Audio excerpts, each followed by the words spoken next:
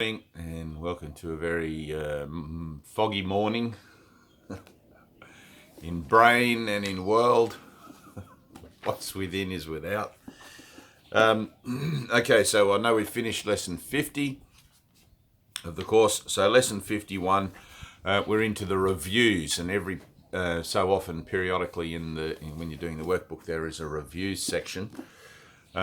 So I'll just read the introduction for the review section.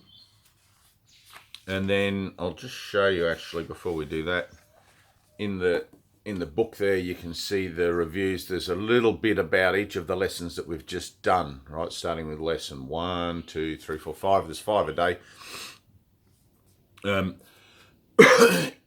What I find helpful, and what many other people find helpful, is because these reviews contain a whole brief of the thought system of the course in its entirety, is to sit in a group setting. I'm talking about, I think I mentioned that yesterday, but when you're in a group setting with people, there are a lot of course study groups around the world, and if you Google Course in Miracles group near you, you might even find one. But to sit, let's say, in a circle, or to stand in a circle and just read aloud, maybe in a clockwise fashion, just a couple of those, a couple of the reviews, like number 1, nothing I see means anything, read through that. Nothing, I've given what I see all the meaning it has for me, read through that. And then on to the next person, on to the next person. So everybody's collaboratively sort of reading together these things, right? So the reviews. And what you'll find is, as an expression of, let's say, of something that has total certainty about it, you'll find a thing that happens wherein people will cough and choke and muck up the words and all that sort of thing. That's fine. Just remember, your ego doesn't want you to abandon its thought system. Okay, your ego, that part of the mind that speaks for chaos and speaks for division and everything else, wants you to stay focused on what it tells you and what it offers you, which is nothingness. Right, so don't be surprised then when you are feeling yourself more inclined to having dark thoughts and things like that, and more inclined to being distracted and everything else. That's just your ego's way of trying to pull you back into the darkness. All right, so take a breath, close your eyes, take a breath, connect. Tell yourself consciously, I have to read this. This is what I want to read. I'm not interested in a cup of tea or the air conditioner or anything else like that. All right, so, and I find that because that is the whole thought system of the course in those first 50 reviews, that it doesn't take long before it really gets in, before it really sinks in. And you'll find that you're walking around during the day having little situations pop up here and there, and all of a sudden one of these review lessons will pop into your head and you go, ah. Right. So the review 1. Beginning with today, we will have a series of review periods. Each of them will cover 5 of the ideas already presented, starting with the first and ending with the 50th. There will be short comments after each of the ideas which you should consider in your review. In the practice period, the exercises should be done as follows. Begin the day by reading the 5 ideas with the comments included. Thereafter, it is not necessary to follow any particular order in considering them, though each one should be practiced at least once.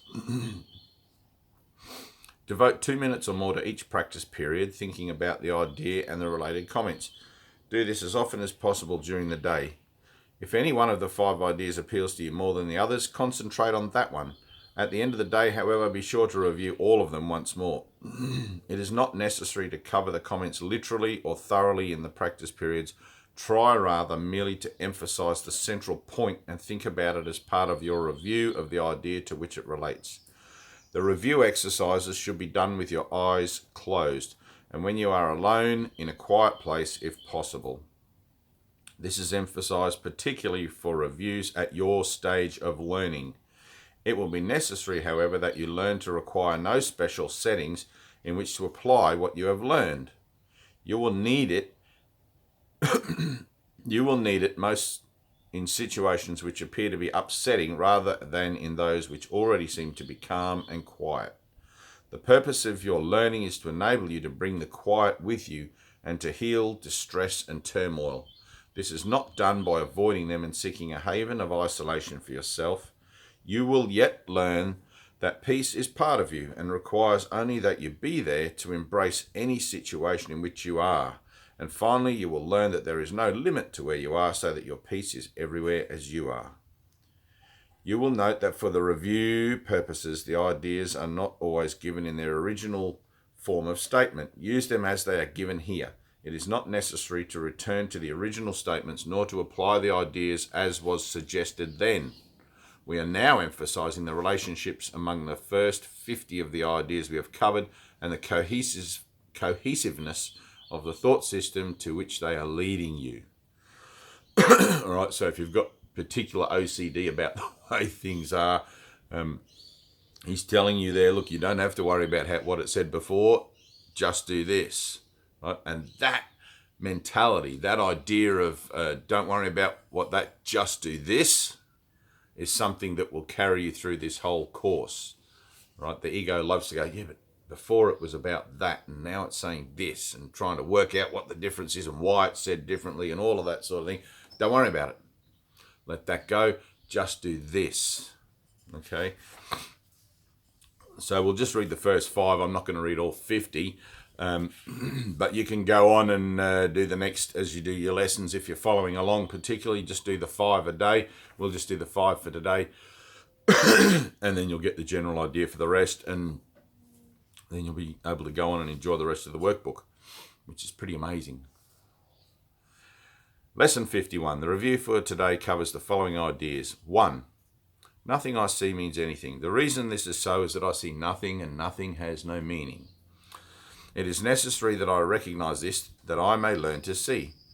What I think I see now is taking the place of vision. I must let it go by realizing that it has no meaning, so that vision may take its place. I have given what I see all the meaning it has for me. I have judged everything I look upon, and it is this and only this I see. This is not vision. It is merely an illusion of reality, because my judgments have been made quite apart from reality. I am willing to recognize the lack of validity in my judgments because I want to see. My judgments have hurt me, and I do not want to see according to them. 3. I do not understand anything I see. How could I understand what I see when I have judged it amiss? What I see is the projection of my own errors of thought. I do not understand what I see because it is not understandable. There is no sense in trying to understand it, but there is every reason to let it go, make room for what can be seen and understood and loved. I can exchange what I see now for this merely by being willing to do so. Is not this a better choice than the one I made before? 4. These thoughts do not mean anything. The thoughts of which I'm aware do not mean anything because I'm trying to think without God. What I call my thoughts are not my real thoughts. My real thoughts are the thoughts I think with God. I'm not aware of them because I have made my thoughts to take their place. I am willing to recognize that my thoughts do not mean anything and to let them go. I choose to have them be replaced by what they were intended to replace. My thoughts are meaningless, but all creation lies in the thoughts I think with God. I'm never upset for the reason I think. I'm never upset for the reason I think because I'm constantly trying to justify my thoughts. I'm constantly trying to make them true. I make all things my enemy so that my anger is justified and my attacks are warranted. I've not realized how much I have misused everything I see by assigning this role to it. I've done this to defend a thought system which has hurt me and which I no longer want. I'm willing to let it go. And then tomorrow, 52, 53, da-da-da-da-da. So, just before I wrap it up on the workbook, thanks for everyone who's been following along, and thank you for everybody who's been writing in. There's been quite a few people writing in with questions and comments and all sorts of things. It's really nice to know that it's being helpful and useful. One of the things to remember in everything when you're out and about in your daily doings, is that the central lesson that this course attempts to teach is that there is no world. Right? Now, many sincere course students take that to believe only that there is no world that I have made up in opposition to the world that God made. Right? Now, God did not make a world, and I know this is going to sound a bit nutty because look where we are. Right? God did not make a world of form in one shape or another, in an unforgiven world or a forgiven world. Right? The world was made as a platform wherein we can come to learn to make a choice. Okay? When that choice has been made, the platform, not only does the dream shift from one of grievance and judgment and death to one of forgiveness and tolerance and love, but then that also shifts in a great giving way or a great disappearing into God. Right? So the first correction of the course is our misperception, which is the way that we see ourselves and others in the world, our relationships and everything. And that leads us to a state of inner peace, which is called in the course the forgiven world. And when that becomes a stable state of mind, then it becomes, I would say, virtually impossible to corrupt the experience of your enlightenment. And it's not that it can ever truly be corrupted, but it can be misused. You can take the experience of that enlightenment, and which has nothing to do with the physical plane whatsoever. It's direct union in God. And give the power of that enlightenment to ego mind, right? So, and whilst you have a body, whilst you find yourself with a vessel to use here, there's no such thing as I don't have an ego. You need an ego to maintain the imagery. You need an ego to maintain the body. It's the part that operates on the conscious level, and the conscious level is the domain of ego, whether you're awake or not, right? It's just that you realize in your awakenness, what your purpose is, which is different from that of the ego. But you're still using that same part of the mind for the retraining again and again and again in this realm, third dimension, in the fifth dimension, eighth dimension, 12th dimension, whatever all the dimensions and things that you have to go through until you finally reach the formless, in the return journey of the soul, or the return episode of the journey of the soul. All right, so there is no world. And one of the things I love in the courses where he says, why would you react at all to figures in a dream if you knew that you were dreaming? Right? And it seems paradoxical that, we have to teach others, etc., but and there are no others, there is no world, and all of that sort of stuff. But think of it like the what I was talking about the other day, the hologram, where you break a bit off and you can still see the whole picture in the small part as the big picture. Right? You're healing your small part.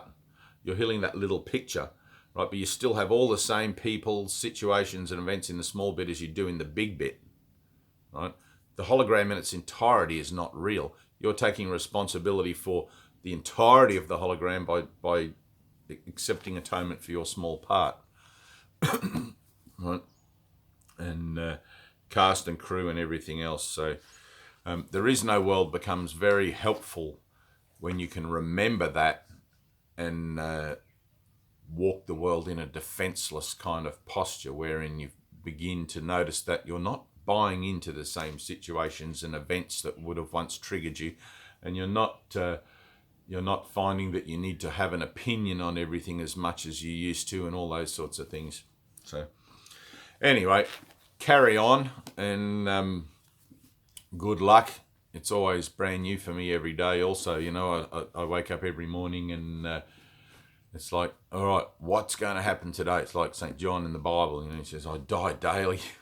Every day there's some shit. We're going to step in it. And it's good to step in it. Let yourself step in it. Let yourself have it totally, and let yourself feel it, go through it, whatever.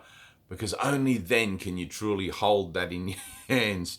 Let's say that metaphysical shit, and give it up. Give it to God. Here, God, take this. I'm responsible. I'm taking responsibility. Nothing shifts without that. Nothing changes without taking total responsibility for your world. If you think you're only partly responsible for something, then it's going to have to repeat until you realize that you're completely and totally one with it. not 99% with it. You're 100% with it.